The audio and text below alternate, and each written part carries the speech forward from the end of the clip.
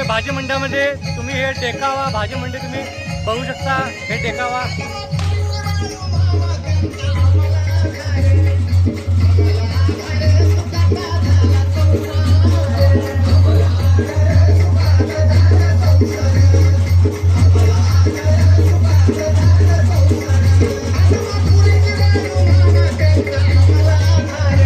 हे भाऊ मामाचं देखावा आहे. मस्तपैकी केला इथं आणि मस्तपैकी भाजी मंडळामध्ये 1 नंबर आहे. देखावा भाऊ मामाचं केलेला आहे.